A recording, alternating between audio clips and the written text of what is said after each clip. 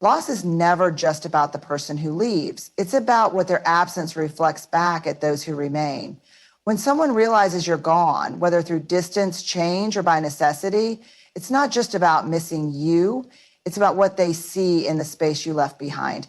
And that space, that empty air where you once stood, is often a mirror they weren't ready to look into. When we're in someone's life, we become part of their world, their identity, their sense of comfort. They see themselves through us. Our reactions, our presence, the ways we show up for them. We become a reflection of their best moments, their worst fears, their unspoken insecurities. We absorb the weight of their expectations, their reliance, their need for validation. And often we don't even realize we've been carrying that weight until we put it down, until we walk away, until we're no longer there to reflect back the version of themselves they were most comfortable with. That's why loss is never just sadness. It's discomfort, confusion, even anger.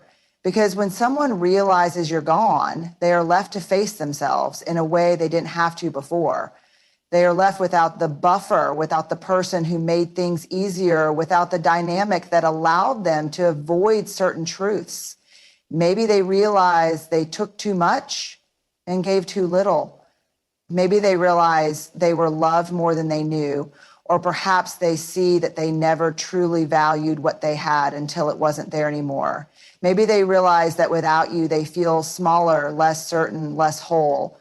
But there's another layer, a deeper one, that's even harder to face. Sometimes when someone realizes you're gone, they see not just what they lost, but what they lacked all along.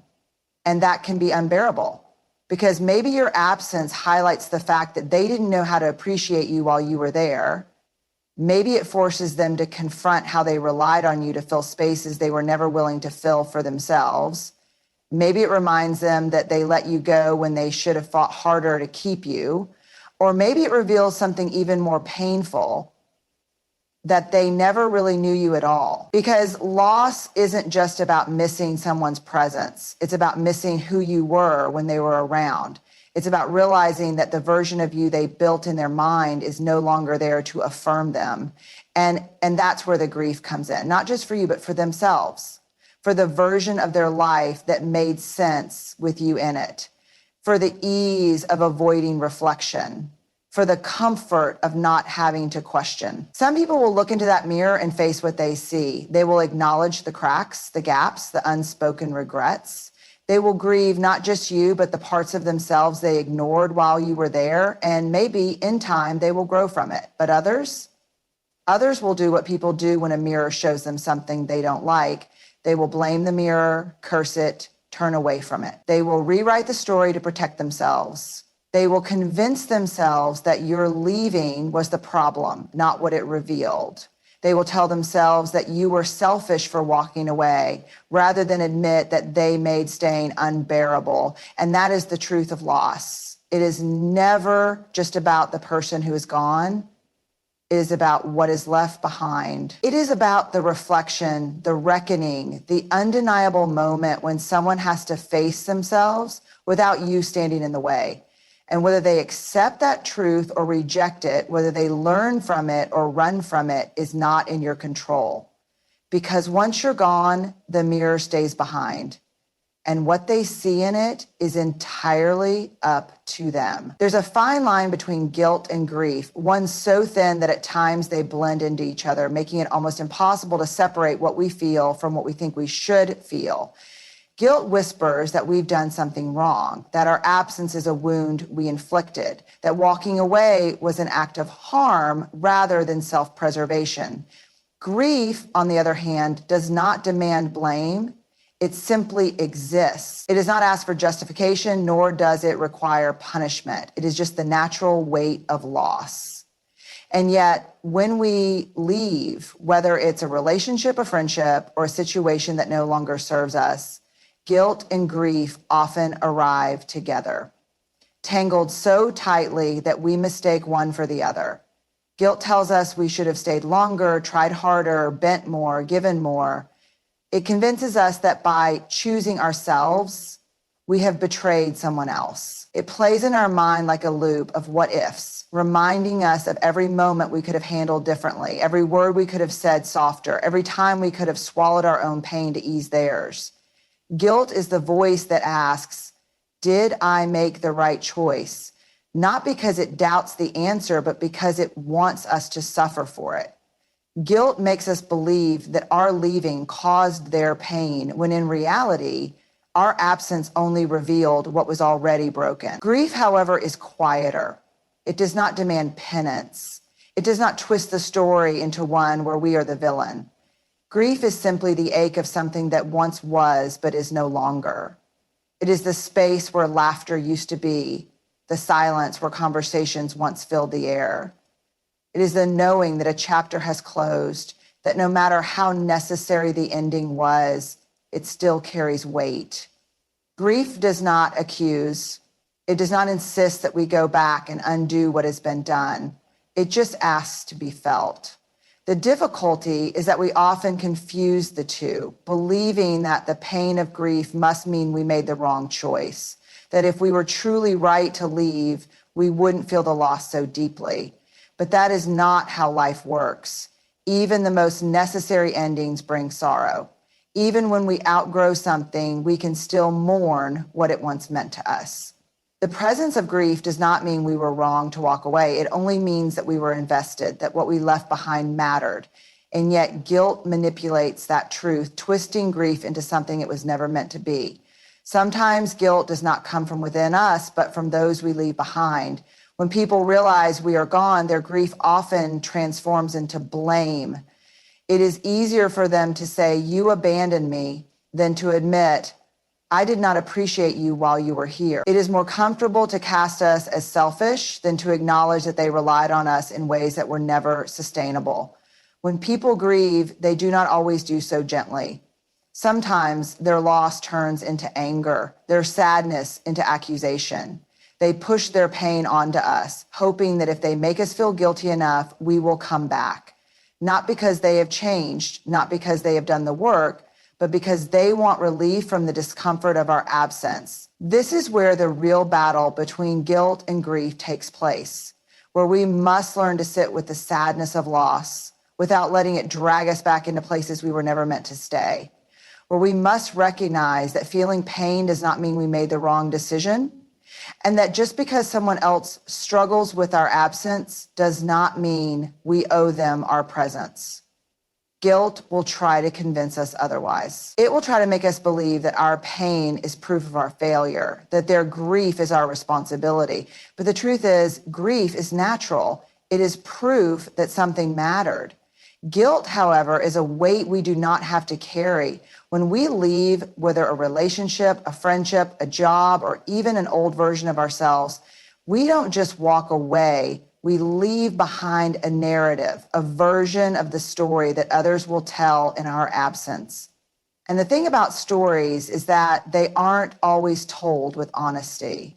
They are told through the lens of the person left behind, shaped by their emotions, their wounds, their need to make sense of what happened. People don't always tell the truth about why we left. They tell the version of the truth that protects them, that keeps them from facing the parts of the story they don't want to admit. It is human nature to reshape events in a way that makes us feel like the hero, or at the very least, the victim of someone else's choices. When people realize we are gone, their grief or anger or confusion takes over, and instead of sitting with those emotions, they turn to storytelling. They rewrite the ending so they don't have to ask hard questions. They turn us into the villain because it's easier to believe we were heartless than to consider that they may have played a role in our leaving. They remove the parts where we tried, where we communicated, where we stayed longer than we should have. They erase the moments where they dismissed us, where they made us feel small, where they took us for granted. They forget how many times we forgave them, how many chances we gave, how much of ourselves we poured into something that was draining us. In their version, we just walked away. No context, no nuance, no accountability. Sometimes they rewrite the story because the truth is too painful to face. If they admitted that we left because they neglected us, mistreated us, or failed to meet us halfway, they would have to sit with the discomfort of that realization. They would have to acknowledge that they lost something valuable, not because we were selfish, but because they didn't do the work to keep us. And that kind of truth is heavy. It requires introspection, and not everyone is willing to go there. It's easier to say they changed than to say I didn't appreciate them when I had them. It's more comfortable to say they gave up than to admit I didn't give enough. Other times people rewrite the story out of anger. Our leaving feels like a betrayal, and instead of accepting it as a necessary choice, they frame it as an attack. They weaponize our departure, turning it into evidence of our flaws rather than a reflection of their actions. They tell others that we were cruel, disloyal, unreasonable. They twist the timeline, making it seem as though they were blindsided, as though we left without warning, as though they had no idea things were broken, when in reality, they ignored the cracks for far too long. And then there are those who rewrite the story simply because they don't know how to see it any other way. They were never truly present in the relationship, never fully aware of what we needed, never listening as closely as they should have. So when we leave, it genuinely surprises them. It doesn't make sense to them because they never paid attention to the moments that led up to it. They don't remember the nights we felt unheard, the conversations where we spelled out exactly what we needed, the quiet moments where we started withdrawing long before we ever physically left. They only see the ending, the final act. And because they weren't truly present in the story to begin with, they fill in the blanks with whatever makes sense to them. People rewrite the story because reality is messy and accountability is uncomfortable. They rewrite it to protect their ego, to shield themselves from the truth, to keep from facing the fact that sometimes people leave not because they are selfish, but because they are finally choosing themselves. There is something about absence that sharpens reality in a way presence never could. As long as someone is there, as long as they keep showing up, answering calls, making space, extending grace, their value often goes unnoticed. Their presence becomes a given rather than a gift, something expected rather than something cherished. It is only when they are gone that the air feels different, that the rhythm of life shifts, that the comfort of their existence is no longer something to lean on. And in that space where they once stood, clarity emerges. When someone walks away, it forces a reckoning. Their absence is no longer just an empty seat at the table or an unanswered message. It is a reflection of everything that led to that moment. The ways they were overlooked, the times they felt unheard, the quiet ways they started detaching long before they physically left. What once felt like a minor issue now looms large. What once seemed insignificant now feels like a glaring loss. The absence of someone who was always there is not just a void. It is a mirror showing everything that was ignored when they were present. For the person who has left, clarity often comes first. They feel the weight lift, the tension ease, the quiet relief of no longer having to fight to be seen. They realize how much energy they spent trying to be enough for people who never truly appreciated them, how much space they held for others without receiving the same in return. They look back and see all the moments they justified, all the times they convinced themselves things would get better, all the times they swallowed their needs to keep the peace. And in their absence, they finally understand they were not asking for too much. They were just asking the wrong people. For those left behind, clarity arrives more slowly, creeping in through the cracks of routine. At first, it may look like indifference, a belief that nothing has really changed, but then the realization settles in. Things feel different. The absence is felt in small ways at first. The missing laughter in conversations, the unspoken understanding that is no longer there, the effortless way things once flowed, now feeling slightly off balance. And then there is the deeper recognition, the uncomfortable truth that perhaps they took too much for granted, that maybe they expected too much and gave too little, that what they assumed would always be there was in fact something that required care, attention, and effort. Absence reveals what presence once masked. It makes clear the depth of a connection or the hollowness of it. It shows whether someone was truly valued or merely convenient. It forces reflection in a way that presence never could, because as long as someone is there, it is easy to assume they always will be. But when they are gone, when they have stepped away and chosen themselves, there is no more room for assumptions. Only the undeniable truth of what was lost. Some people, faced with this clarity, will choose to grow. They will sit with the discomfort of what they see, acknowledge where they went wrong, and learn from it. They will recognize that absence is not just about missing someone, but about understanding why they left in the first place. Others will resist it. They will avoid the reflection, rewrite the story, shift the blame. They will focus on the leaving rather than the reasons behind it. They will distract themselves, fill the space with noise, anything to avoid facing the truth that their actions or inactions pushed someone away. Absence strips away illusion. It does not care about the stories people tell themselves, the justifications, the excuses. It simply exists, unyielding and undeniable. It forces people to see what they did not want to see, to feel what they were not ready to feel. And whether they choose to embrace that clarity or turn away from it is entirely up to them. Boundaries are often misunderstood. People hear the word and assume it means walls, distance, rejection. They assume that setting boundaries is an act of cruelty, a selfish refusal to bend, an unwillingness to accommodate the needs of others. But the truth is, boundaries are not about shutting people out. They are about keeping relationships honest. They are not about withholding love. They are about making sure love exists in a way that does not come at the cost of one's own well-being. Boundaries are not an act of selfishness. They are an act of love, not just for ourselves, but for the people we choose to have in our lives. Love without boundaries is not sustainable. Without them, relationships become breeding grounds for resentment, exhaustion, and imbalance. A person who is constantly giving without limits will eventually feel drained, unseen, and unappreciated.